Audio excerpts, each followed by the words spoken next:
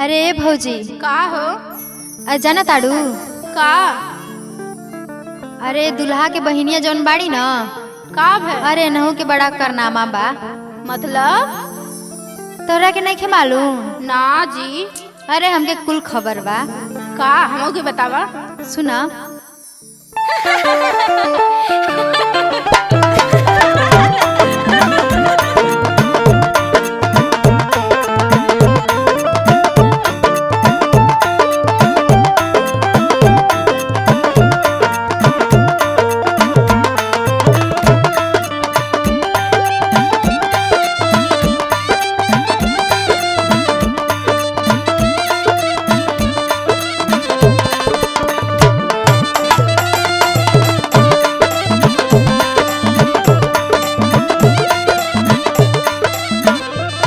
भौजी सुना। ए का? कहाँ गलू हो? यही बाटे। सुना सुनावा। बड़ की थ्रेसर बिया, बड़ की थ्रेसर बिया, छोट की मशीन हो जमीन छोड़ के उड़ताड़ी। दुल्हा के बहिन हो जमीन छोड़ के उड़ताड़ी।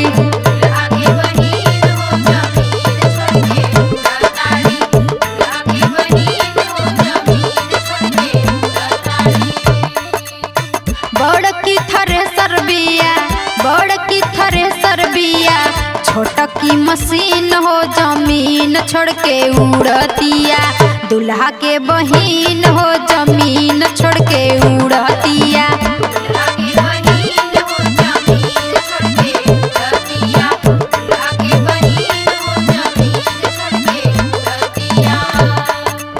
और पता बा का हो? खाली गोल गप्पाई त सुना ताड़ू। हाँ खाली गोल गप्पाई त यार संगे दिन हो जमीन छोड़ के उड़तिया। दुल्हा के बहिन हो जमीन छोड़ के उड़तिया।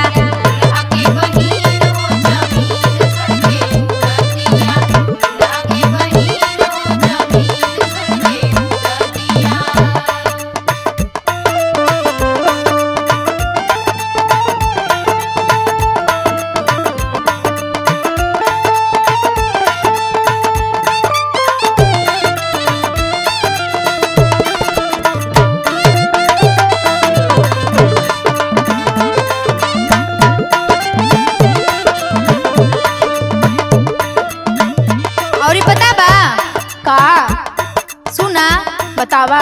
मुँह लेखा तो मुँह नहीं खे। हाँ आई जवन मेकअप का दुनिया चल दिले बाना भौजी।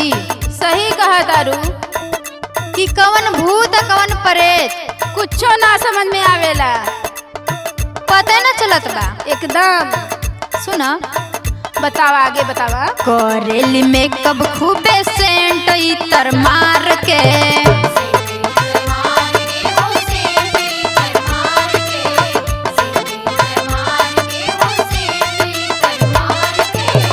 रोज रोज चेंज करे अपना यार के।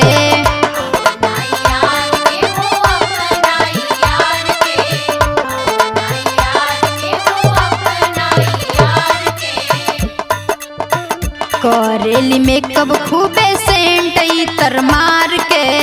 रोज रोज चेंज करे अपना यार के। और सुना ताड़ू। सुनावा।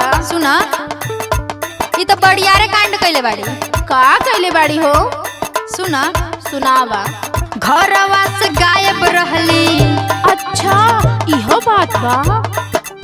सुना सुनावा। घरवा से गायब रहली कोई दिन हो जमीन छोड़ के उड़तिया। दुल्हा के बहिन हो जमीन छोड़ के उड़तिया।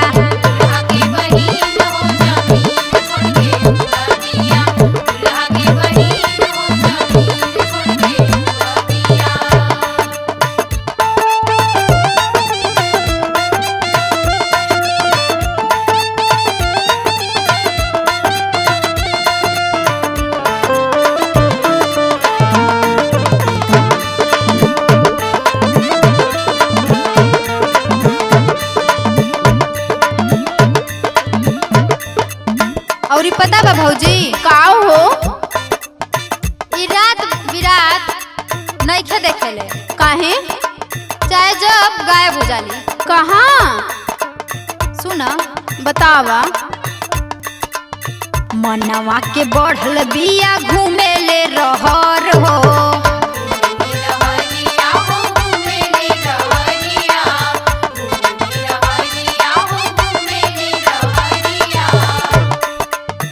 इनकर चहितर पूरा जानेला शहर हो।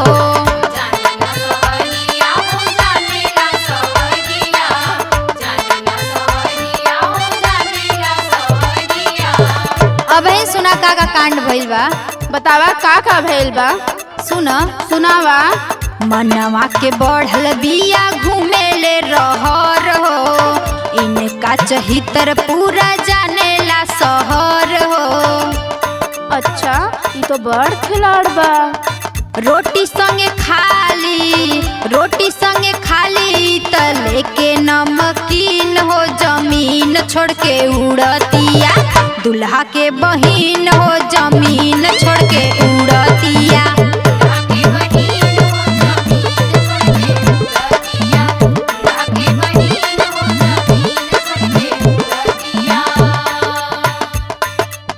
और सुनो तारू ना? हाँ सुनत हो, रहा। सुनते बाड़ी। बड़ की थ्रेसर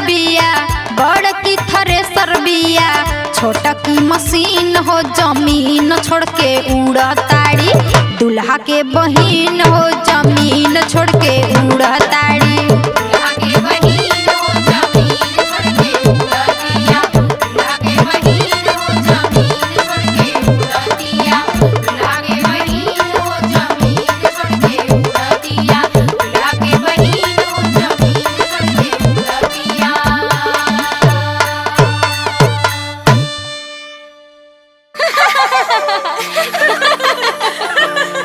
ए सखी, का भइल हो? बोला। हाउ देखा दुल्हवा के मुंह लटका के मड़वा में बैठल बा। अरे कहाँ देखी? अरे हाँ हो, सही कहतारू। अरे एकर तनी पोल खोला ना। तू टेंशन मत ला, हम अबे एकर पोल खोला तानी। खोला। तोके पता नहीं खे ई हमरे फुआ के गौवे ओरी के बा। तब तो बड़ी अच्छा से जानत होबो। अरे काहे ना, बहुत बढ़िया से एकरे बारे में जानतानी। तो बतावा ना। ला सुना, देखा एकर पोल कैसे खोलतानी। सुना। अरे हाँ हो। जब दुल्हा के पोल सखी खुल गया कि मारो धो के झूल गया। अच्छा। हो जब दुल्हा के पोल सखी खुल गया मारो धो के झूल गया। जब दुल्हा के पोल सखी खुल गया मारो धो के झूल गया। जब दुल्हा के पोल सखी खुल गया मारो धो के झूल गया। जब दुल्हा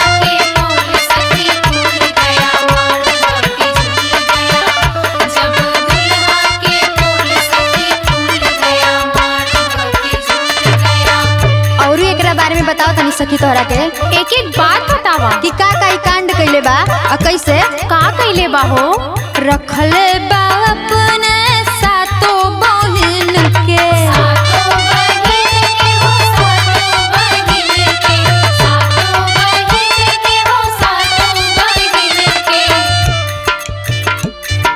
रखले बा अपने सातो बहिन के। साला लाजू शरम सब भूल गया। कि साला लाजू शरम सब भूल गया मारो धो के झूल गया। जब दुल्हा के पोल सखी खुल गया मारो धो के झूल गया। जब दुल्हा के पोल सखी खुल गया मारो धो के झूल गया।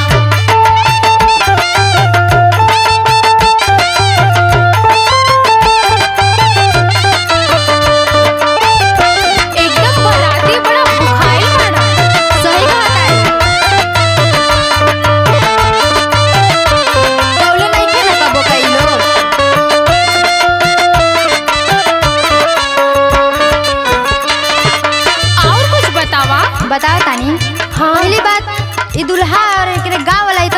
मछुआर बाड़े न। अच्छा। ती कुल नहैबे नहीं थे करे। ओहो सुना सुनावा। हफ्ता में दुई दिन नहाला, नाही नहाला हो नाही नहाला, नाही नहाला हो नाही नहाला। और का देखा हाँ हाँ बोला बोला।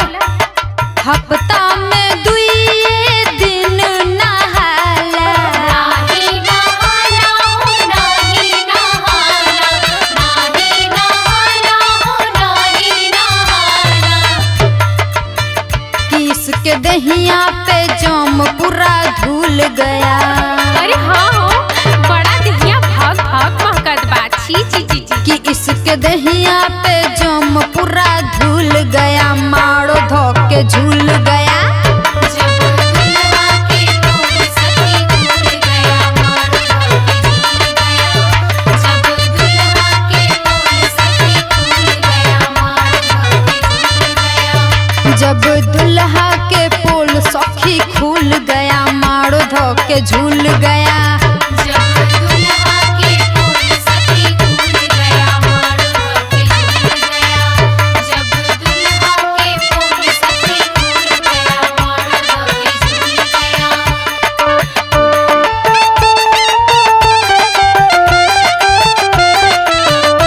अरे हौ देखा करियवा बड़ा ताकत बा। कबो के लड़की नहीं थे ना देखले। और वही में बड़का बड़का शीशा वाला चश्मा लगौले बा। उ चश्मा एक खातिर लगौले बा, लगता ओकर अखिए खराब हो गई बा। एकदम सही कहा तारू।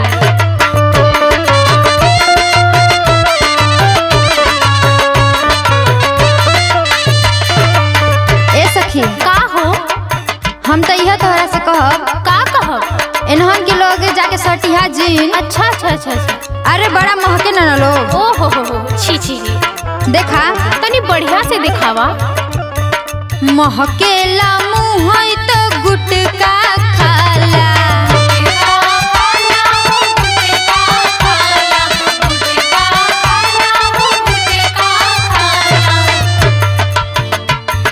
महकेला मुँह तो गुटका खाला। और का का हो? गाली सुनते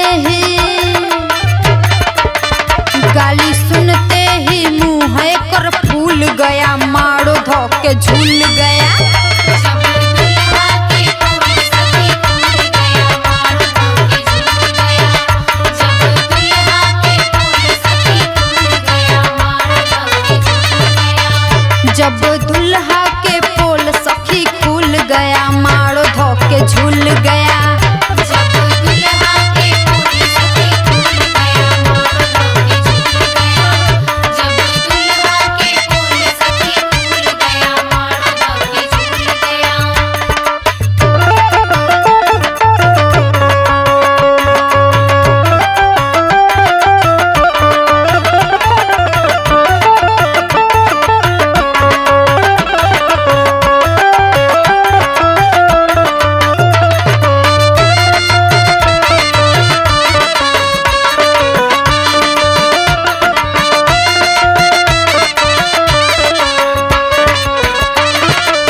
ए सखी का हो? होकर देखा के हो?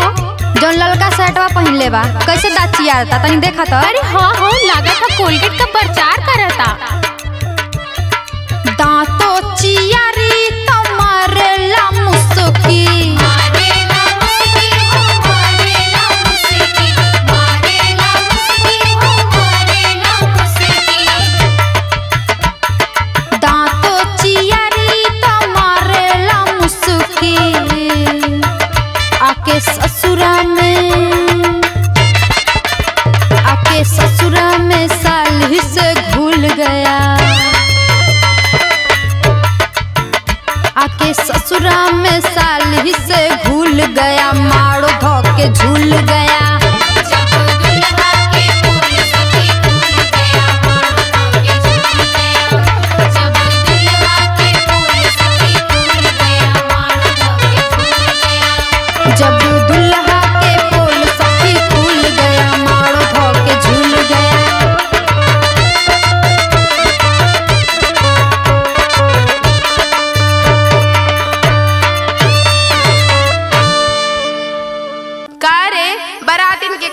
बेला हो गईल और तूने कोई सूत गईली का? ए अंजलि। हाँ भौजी बोला। अरे कुछ सुनावा ना। अरे सुनावा तनी हो, तनी से नींद लगत रहे है। ना ना नींद खोल और इनके मुंह भर दे। सही कहा तारू। हाँ चल। अरे ए कोमली पिंकी, ए निशा, तनी आ अंजलिया के साथ देना। अरे हाँ हो भौजी, तबे न चबक के गाड़ी दे पाई। चलो चलो सब चलो जल्दी। चलो चलो। हाँ रे बुची, तनी चटक मटक सुना तो। अच्छा भौजी सुनावा तानी। दुल्हा के पापा आइले बन के कबूतर करे घुटुर घुटुर। सुना सुना सुना। अरे कुल खा के उड़ जाइए तब सुनाइबू। अरे हाँ हो भौजी सुनावा तानी। दुल्हा के पापा आइले बन के कबूतर करे घुटुर घुटुर।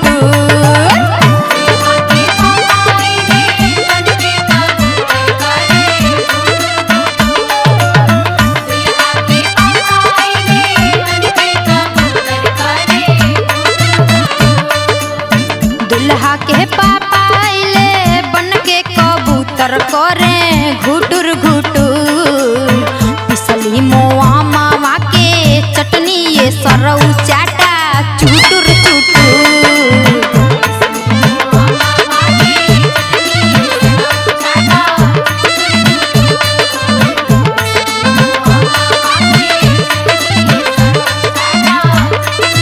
अरे भौजी का हो? देखो तारू। हाँ हो देखत हई। कुल खानदानवे चटोर बा। हाँ हो हाउ करिएवा कब से अंगूरी चाटत बा। सही कहा तारू भौजी। दुल्हा के मामा आइले बन के कबूतर करे घुटुर घुटुर।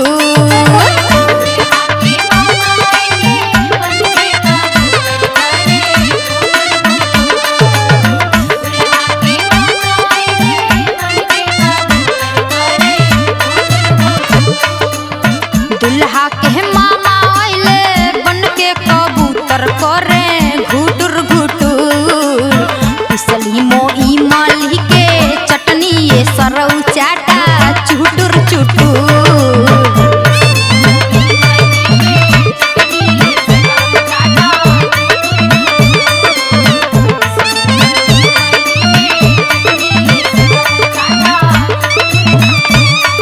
अरे भौजी का हो? अरे कुल कब खा के उठिए हो? हाँ हो कुल कब्बे से खा ताड़न। कोहड़ा निये नदोला फूल गइल बा। अरे हाँ हो भौजी, लागत कि कुल रसने खत्म कर दी हनी कुल। अरे हाउ सोनुआ तो सबसे ढेर खात बा। जल्दी गा के गाड़ी भगाओ कुल इनके। ठीक है तारू भौजी, आवा आवा तो। चल। दुल्हा के फूफा आइले बन के कबूतर करे घुटुर घुटुर।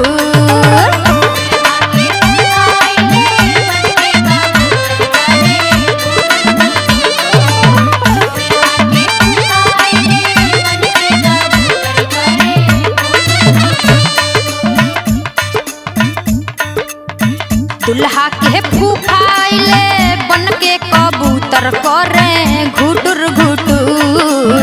पिसली मोआवरा के चटनी ये सरऊ चाटा चुटुर चुटुर।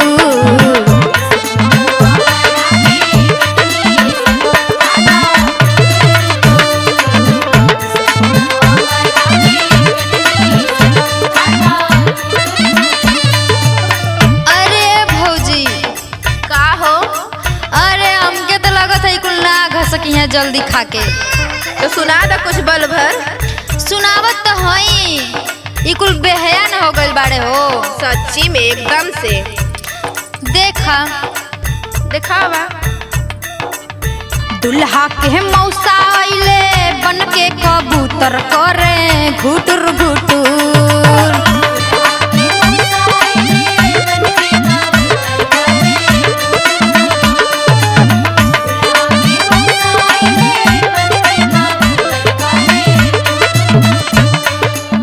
दुल्हा के मौसा आइले बन के कबूतर करे घुटुर घुटुर। पिसली मोधनिया के चटनी ये सरऊ चाटा चुटुर चुटुर।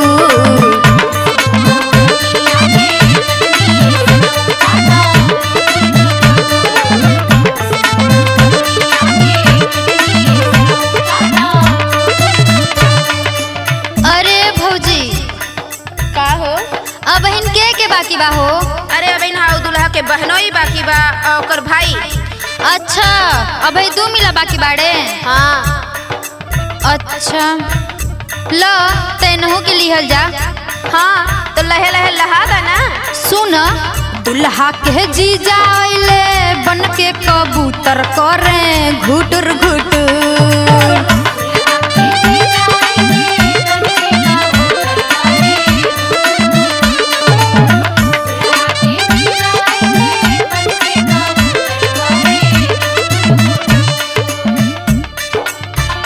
सुना ताड़ू न?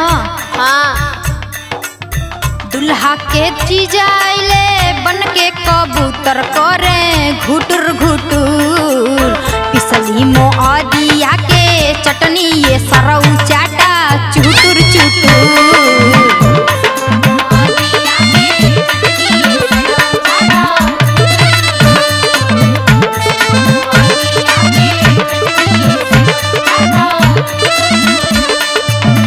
अरे अंजलि।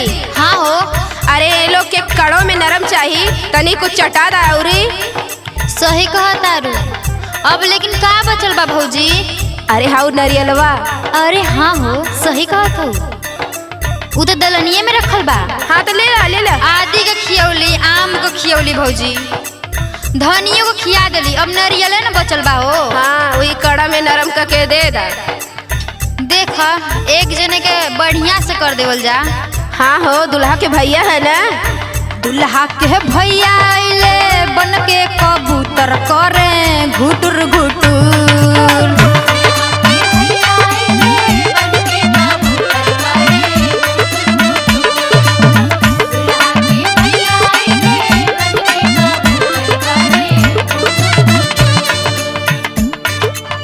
दुल्हा के भैया आइले बन के कबूतर करे घुटुर घुटुर।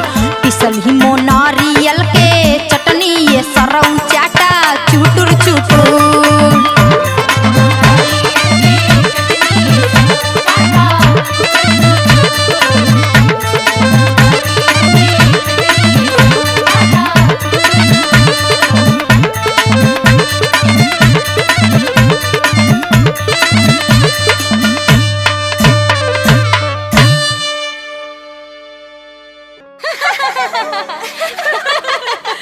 ए सखी का हो?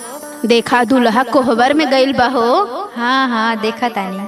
और देखा सास बड़ा मन से खियई हैं। हाँ लेकिन वो खाते नहीं खे। का भाई? अरे अब और कुछ चाहिए। अरे उ तनी चुनहार दिखाओ तारे। अरे ना ना वो सब तिरिया चरित्र है। सही कहा तारू। सुना सुनावा कि हमारे गरम खिचड़ी न खात बा और दुल्हा लजात बा हो। तो हाथे से खिया दा। अरे शर्मिला बाड़े। वो तो कुल पता चलिए गए। देखा ही में लागत अड़े। तनी चुनहार दिखाओ तड़े। वो तो राती से सुबेरे तक दिखाते ही बकुल। चला कि हमार गरम खिचड़ी ना खात बा दुल्हा लजात बा हो।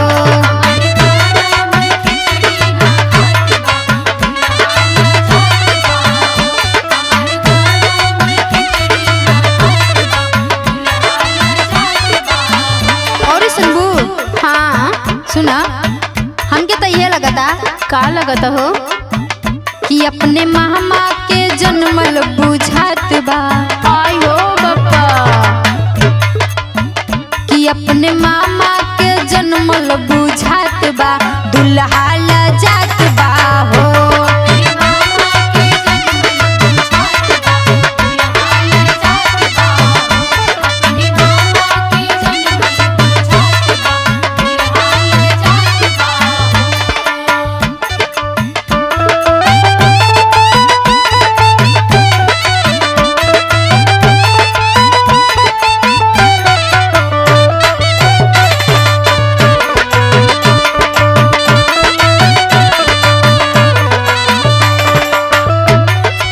और सुनो ताड़ू का हो?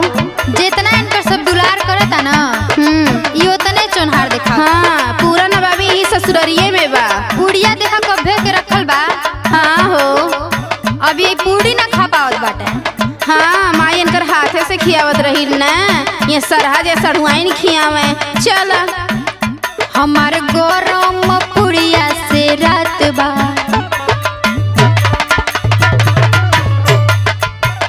हमार गरम पुड़िया से रात बा,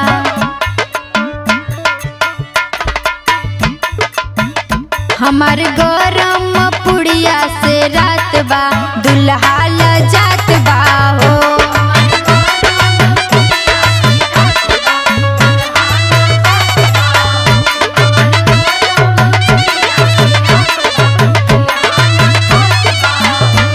सुना ताड़ू, सुना सुनावा, सुनता ही बाटी। कि अपने फूफा के, फुफ्फो के, हाँ फूफा के, हाँ चला। कि अपने फूफा के जन्मल बुझात बा, हाय हाय, कि अपने फूफा के जन्मल बुझात बा, दुल्हा ल जात बा हो।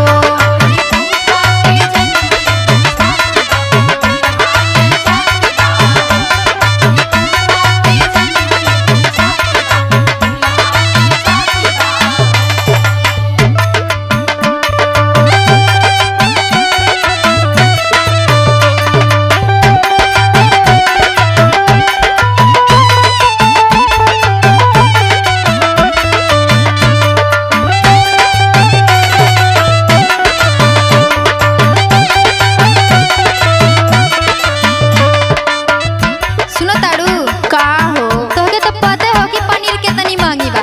पनीर और सोना आसमान छुए बा। सही कहा ताड़ू। अब पनीर इतना बढ़िया से बनौनी है जा, आई ठुसते नहीं थे। अब देख ला, नवाबी है भैया। उहे ना, सुना हमारे पनीर के सब्जी बसियात बा, हमारे पनीर के सब्जी बसियात बा, दुल्हा ल जात बा हो।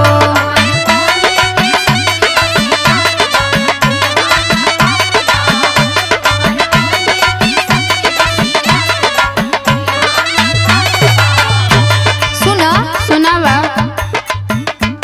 मामा के डाउट रहे कि मामा के जन्मल बा, हाँ। फिर डाउट भइल फूफा के जन्मल बा, अब देखा के कर।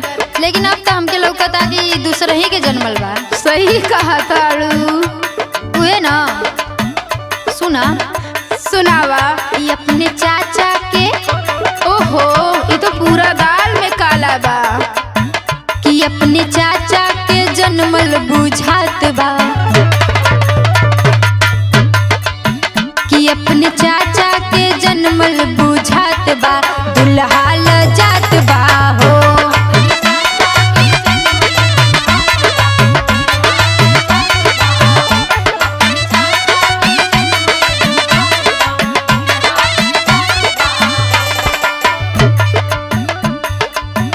और ही सुनबू, हाँ हो।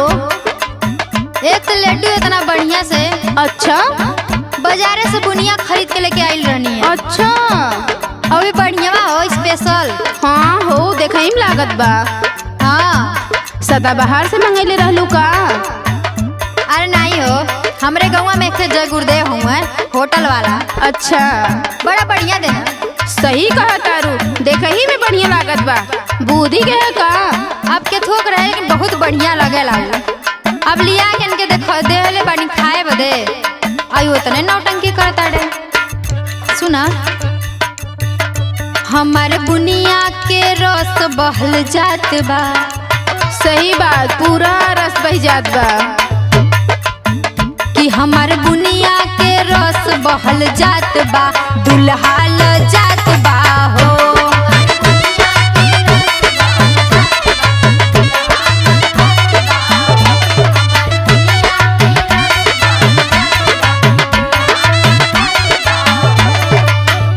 अब की हम कंफर्म कहतानी। अच्छा अच्छा, अब कंफर्म हो गइल नु? अब कंफर्म है, नहीं मामा के है, हाँ हो, नहीं फूफा के है, सही बात, और ना ही चाचा के बा। एकदम सही। देखा के कर सुनाओ तनी। सुनावा। कि अपने मौसा के, ओहो, कि अपने मौसा के जन्मल बुझात बा। आए हो बप्पा। कि अपने मौसा के जन्मल बुझात बा। एकदम क्लियर कहता नहीं, सही बात। एकदम क्लियर है अब। कि अपने मौसा के जन्मल बुझात बा, दुल्हा न खा